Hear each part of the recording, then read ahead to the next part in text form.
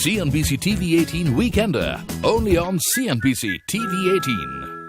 Welcome to a very, very special episode of The Weekender on CNBC TV 18. The reason why I call it very special is because of our guest today. Let me tell you a little about him. Well, he's a gold medalist from IIT. He's done his masters from Cornell. That's not all. He's also got a gold medal in playing the violin from Trinity College of London, no less. One of his innovations has saved a potential millions of lives, and he chose to just give it away. Guess what? I haven't even spoken about his business yet. Maybe you don't need to, because जो inspirational stories से करे प्यार, वो prestige से कैसे करे इनकार. Yes, you got it right. We have with us the man himself, Mr. TT Jagannathan.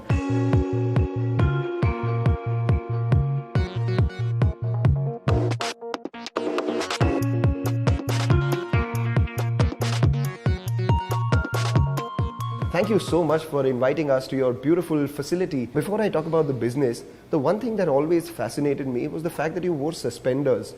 Tell me a little about this. Where did this come by and how did this become your trademark? It's not really a trademark, it's a necessity. And this happened because I was in the airport once. Okay. And my pants fell off. And I discovered that my body shape is such that if I don't wear suspenders, however tight I wear the belt, the pant can fall off. So that's when suspenders came. You were living the good life in the US. Why would you come back to India to manage a family business which perhaps wasn't doing that well that time? In 1972, my parents came to see me at Cornell and told me the bad news that the business was bankrupt. And that we owed a lot of money to a lot of people and that they needed help for me to come back and manage the business. I had an elder brother, but by that time he was an alcoholic. And so he could not help. My father joined the business when he was 17, and by this time he was 50, he was burnt out. So he wanted my help, and though I did not want, I had chosen life of academia. I wanted to be a professor, but as luck would have it, I landed up here to look after business with no experience at all in business. And what I found was a disaster that was much larger than they informed me. We were borrowing money at 40%. Oh. Now, when you borrow money at 40%, that's a downward spiral that you rarely get out of. I didn't know what to do. I was an engineer. I was not a financial genius. I was not an MBA. I was not none of that. So it was a tough go. So what were the things that you did and what brought you to the kitchenware business? What happened was I came to Chennai, found it was a disaster, and then decided to tackle the various losses and started with the worst loss, the biggest loss company, a company called Maps and Atlases, which was started as a company to make maps and atlases for the country, and it started in collaboration with a company called Bertelsmann, Germany, and they calculated 800 million people, 300 million children, so they'll need 100 million atlases and 300 million maps. So a factory to print that quantity was set up. Surprisingly, today, 40 years after that, we still sell less than 1 million atlases. So that company went bankrupt, obviously. So I went there first. And as luck would have it, turned it around. Oh, and then after that you came to Bangalore? After that, I was actually on honeymoon in the US. I got a telegram from my father to say, come back immediately. What is with you going to the US and every time you go there you get... Maybe I shouldn't go to the US. So I came back and my father was waiting in Chennai airport with the ticket for Bangalore and saying, tomorrow morning you're going to Bangalore to take over what was then called TT Limited, which is now called TTK Presitge. So how was your reception in Bangalore? You were well received? No, I was not actually. I was considered a Madrasi by the Bangalore people. And this company in Bangalore was making profits. All the companies in Madras were not making profits. So they thought, what I will do is I will take all the money from here, send it to Madras and destroy the company. So when I came to TT Limited, they didn't let me inside. So I used police protection to go inside. They wouldn't let me sit in the managing director's chair. So I was sitting in one small chair and one table chair in the corner. And I had to gain the respect. It was not possible that I could sack everybody. First, I didn't know what a pressure cooker was. I didn't know how it was made. I didn't know where it was sold. I had never used a pressure cooker. So how did you gain the respect? What happened was, as soon as I joined, there was no aluminium. There was huge shortage of aluminium those days. We got 10 tons a month. As opposed to our requirement then about 70 tons a month. We currently use 700 tons a month, by the way. And so we were, factories were not working. So the first thing I had to do was go to Delhi, sit there for 3 months to get an appointment with the aluminum controller. Those days it's all license permit, Raj. It was horrible. And when I finally got there and they represented the figures, convinced him that the old figures were wrong. And so we got a lot for 35 tons. That would only supply south. Okay. But we at least had something, so we started supplying south. So that was one of the things, because I got the factory working back and they said, okay, this guy can do something for us. Right. And then of course the GRS story, that's when I really got... What is the GRS story? In fact, I read a lot about the gasket release system. So I would like you to explain to me exactly what it is and what is this story, because it saved 1 million lives. We found that we were not selling outside south. There was no market because there was something going wrong. So I decided to go find out what was going wrong. And discovered that I traveled UP extensively and discovered that our pressure cookers were known to burst. Oh. And the pressure cooker bursting is not is dangerous. It could even kill. And I went to one of our dealers in Lucknow and he showed me his store. He had dozens of Prestige pressure cookers that had burst. So we were losing market share because they don't buy Prestige, it will burst. We had to find out, I couldn't believe that we made pressure cookers that burst, because we were very good manufacturing, there's no question about that. So something else had to be the reason. So when I analyzed the reason, I found out it was a spurious safety block. A pressure cooker has a weight valve, which maintains the pressure, but sometimes it can get blocked. When it gets blocked, the safety device is supposed to open up and release the pressure. But safety device is made of a tin bismuth alloy, which is very expensive. Okay. So the spurious guys used to make it out of pure aluminum, which won't melt. And so when the weight valve gets blocked, the pressure cooker will burst. And when a Prestige pressure cooker bursts, it's very violent. Yeah. And so people were just off pressure cookers. So, and the company would have gone bankrupt if people knew that. So what happened was, I put on my thinking, thank God I was an engineer. The IIT cap. The IIT helped. Put on my thinking cap and came up with what is called the gasket release system. Okay. Actually, it's such a simple thing looking at it now that you wonder why nobody discovered it before. It's just a hole in the lid. Okay. But that hole in the lid, what it does is, it does not depend upon the safety plug for secondary safety.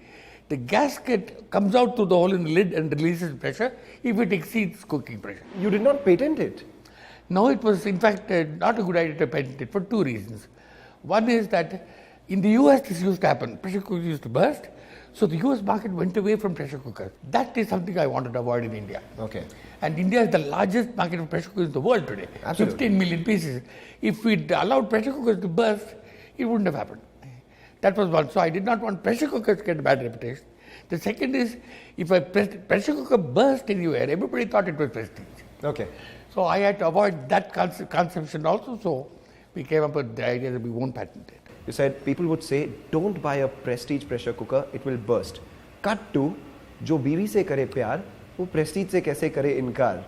How did that shift happen and how did that iconic line happen? We had to communicate the fact that Prestige is very safe. Right. And you can do it with the engineering method, saying the excess pressure, if you do this, that happens.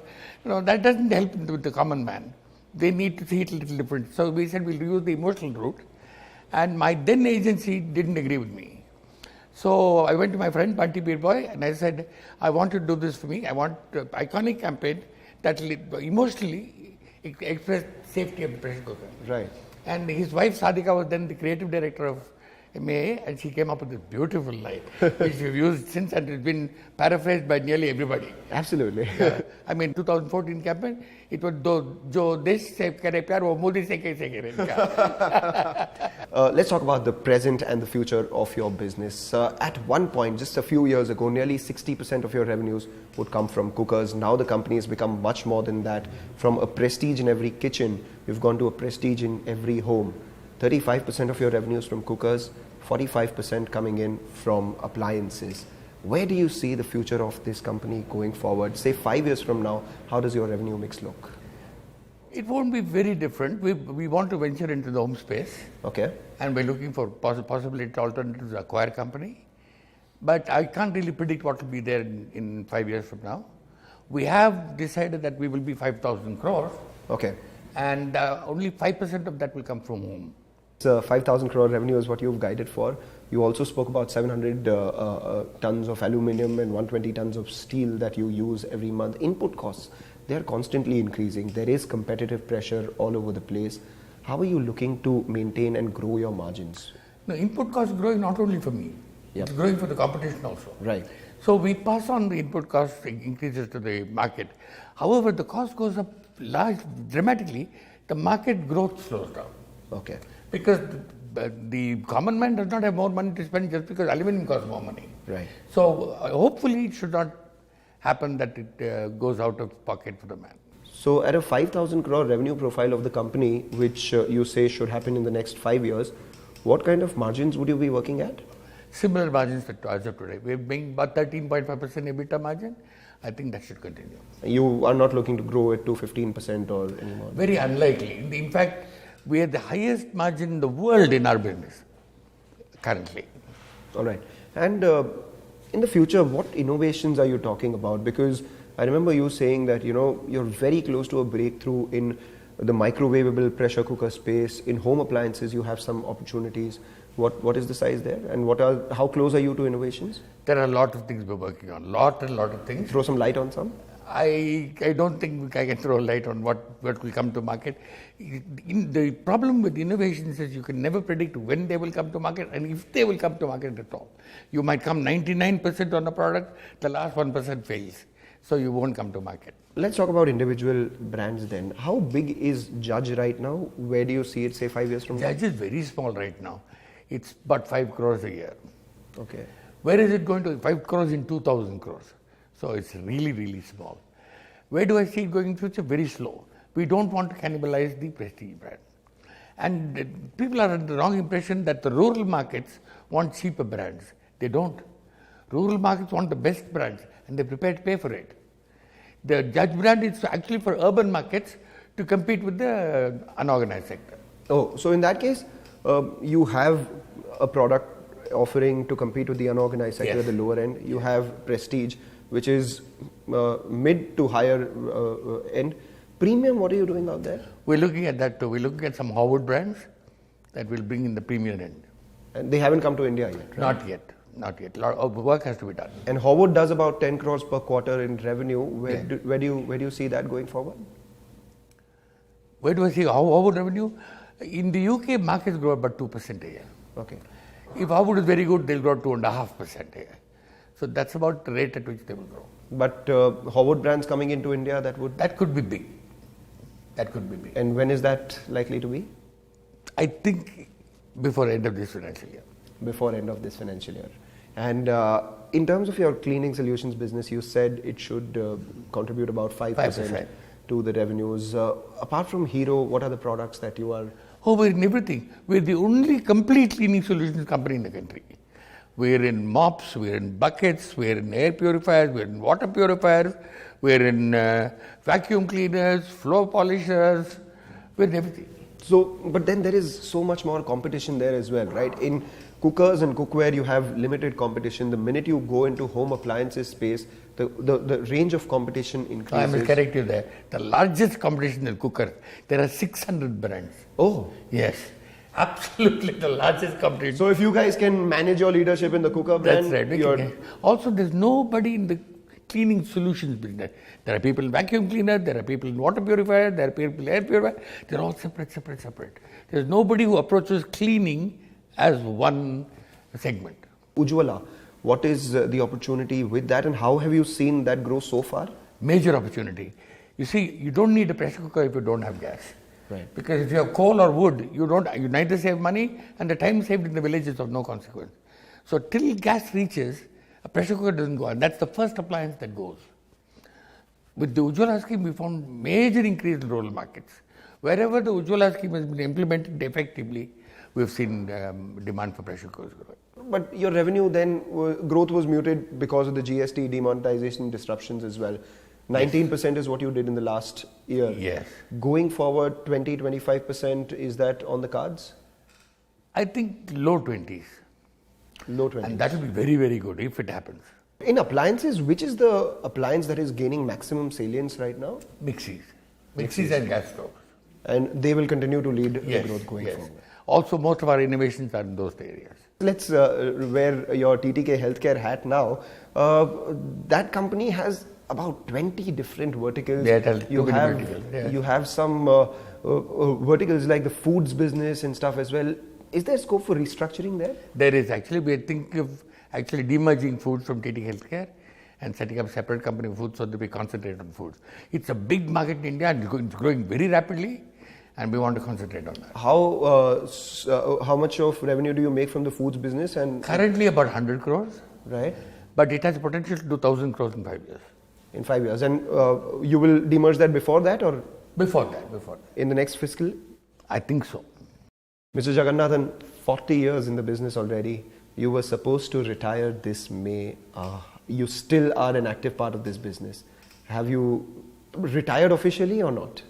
Actually, I proposed to my board that I retire as the executive chairman and continue as a non-executive chairman on my birthday, which is in May. My board refused. Oh. They said, no, you're not going now. You've got a lot of life left in you. Company needs you. So you stay on for another 5 years. So they gave me a 5-year extension. So I still come to work every day. So, for a business like this, which is so centered by the person who's running it, in this case, it is you, how do you make the structure much more institutionalized and how do you reduce the dependence on you? The last 20 years has been the effort. Now, today, I involve myself in product development and export. I don't run the company. It's completely run by professionals, and even these two areas, I'm slowly getting out of. So, you inherited the company from your father, who inherited it from his father. Your children, they're not an active part of the business. Any particular reason why you did not want them to come into the business, or they did not want to come? It's more like they did not want to come into the business, and there is a reason.